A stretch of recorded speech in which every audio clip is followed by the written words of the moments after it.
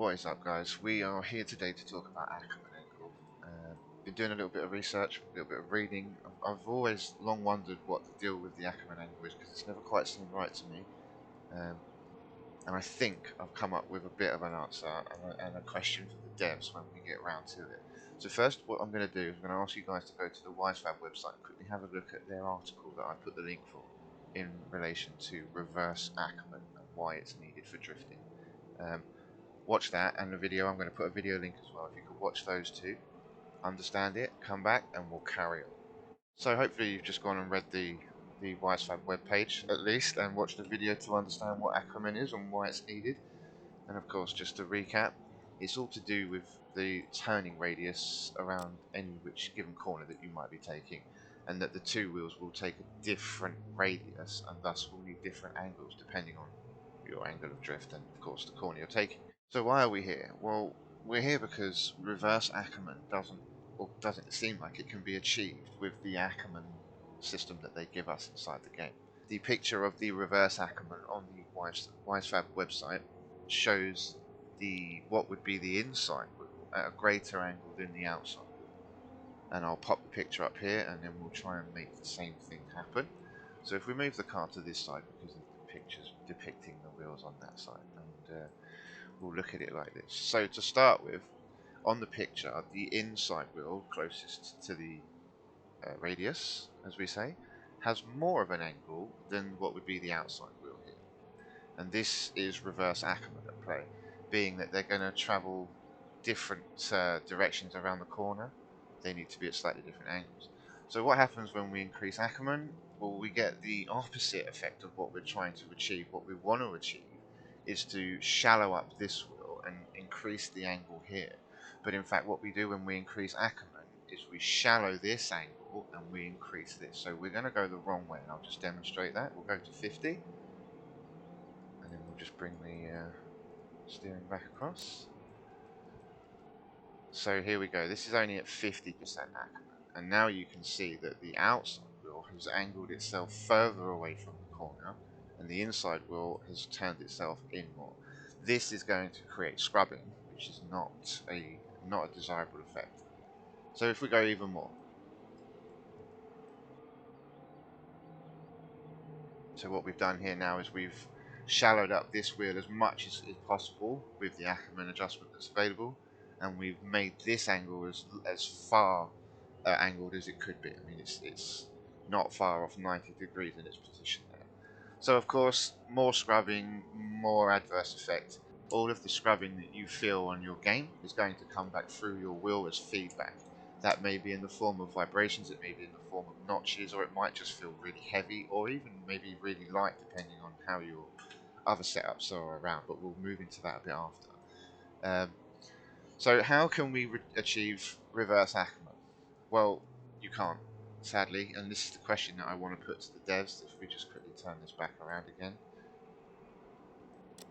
Reverse Ackerman, as we know now, has the inside wheel at a shallower angle to the outside wheel, and with the adjustments that we can make, we cannot do that physically the correct way around, because I think that what they've done when they've programmed the steering geometry for the game is that they've given it like a normal Ackerman setup. So I don't think we can achieve Reverse Ackerman with what we've been given in the game. You can slightly cheat it by bringing your toe and tilting the wheels in, but it's not true, because toe is constant and Ackerman changes over the steering geometry. Like, you have the most Ackerman when you're at full lock, or not in this case obviously, but when we turn the Ackerman up, the most Ackerman angle is when you're at full lock, and of course as you move through the steering geometry you get no Ackerman when it's going straight because both wheels point forward, and then as you move back to the other side, then your Ackerman angle then becomes the greatest again once it's at lock, and obviously diminishes as we move through central and back to lock the other side.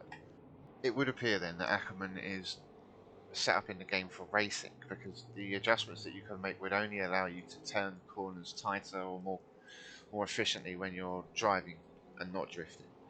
So we're gonna recommend that Ackerman stays as close to 100 or on 100 as possible to as best mimic the parallel Ackerman setup that you can run. Because the positive Ackerman doesn't work for drifting. It's an adverse effect and will only create scrubbing. So we have to stay as close to parallel as we can do it, and in this case, that's 100% Ackerman on the board, but actually really means none because your wheels are both pointing in the same direction, which gives you 0 Ackerman. This number's actually backwards. Another way to look at that then would to be sort of like hard mode and easy mode. Hard mode, easy mode. And this will make catching the drift a lot easier, of course, and this will be a much more natural way to drift. This will require a bit more delicacy when you drift, but will allow you to do longer, faster drifts much more efficiently and with a bit more ease. It won't feel like the car's trying to self-center itself all the time because you're not getting scrubbed from the front wheels. So it is also important, guys, to remember that there are too many variables that will make your car slide good or slide bad, but when it comes to Ackerman, you can at least take away some of the issues with the other parts of tuning by making sure that your steering is always at one position, and that will then make it more easy to learn and obviously adapt your driving style to it. Okay, last part of the video, we're just going to quickly discuss caster and what we should be doing with it. Too high a caster will make your wheel wobble really badly, and I'm just going to quickly demonstrate that. I tried one of Goose's tunes the other day with 12, and I knew when I loaded in it was going to be a little bit wobbly. I wasn't ready for how bad it was, so I'm just going to quickly demonstrate that. And this is across the board, this is a constant feature with all the cars in the game. If your caster's too high, whoa, you're going to get crazy wheel wobble, and it normally feels notchy, like you can feel the notches in the wheel, and that's again caster just giving you a lot of scrubbing because the wheel's tilted over too much. So we'll quickly just discuss that. I don't want to keep you too long with it. It's quite a simple theory, and I'll show you how to best use caster. Ooh, that's the wrong screen. Go to dynostand. Right. What do we do with caster? When we're looking at our wheel, our inside wheel, we want that to be as close to flat as possible when you're on full lock as is possible. So how do we gauge that? Well, luckily the game gives you this lovely feature so you can see the wheel as you change the caster. You can see it tilting over, but obviously it's quite annoying that the view rotates as you do that.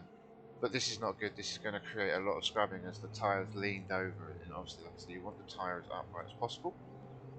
So it is a preference thing, and adding within the preferred tolerance up until about 7, adding caster and reducing caster will lighten and strengthen your feedback through your wheel. So heavier steering, lighter steering, heavier, lighter, and so on and so on. And caster also has a degree of play in how your car self-steers as well.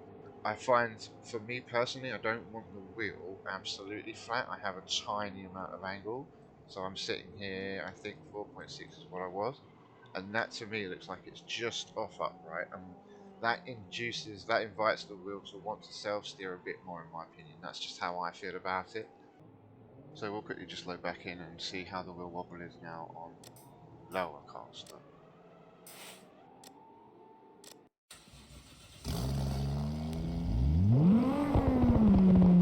Yep, that's good. It still wobbles a little. This game's always had real wobble, but it's much lighter. It's not a sphere. You know, it doesn't feel like the wheel wants to shake its head off.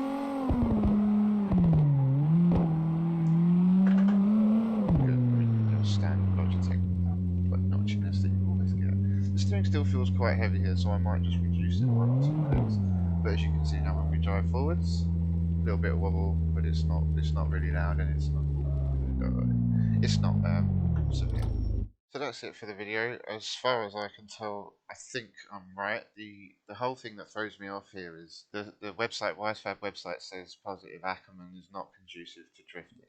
So if anybody knows if there are any positive or like plus cases for positive Ackerman, please let me know in the comments or find me on the wheel community and let me know, because I'd love to know myself. It's definitely piqued my interest. Looking at this picture here at the bottom picture for Reverse Ackerman, I showed you just earlier a little bit in the clip there. As I say, if you look at how the two wheels are doing like different things, you want what would be the outside wheel as such to have more of an angle than the inside wheel, which is obviously what we can't achieve doing what we're doing. So big thanks to Chris Bromley for helping with all of this. It's been really good with all the information, and Giovanni, of course. Giovanni always with the helpful info too, and hopefully the three of us have given you a bit of an insight into how better to tune your cars, and hopefully will give you a much more enjoyable experience with the drifter. So hope it helps. Drop a like, leave a comment, however you want to do it. Thanks for watching, and we'll catch you next time.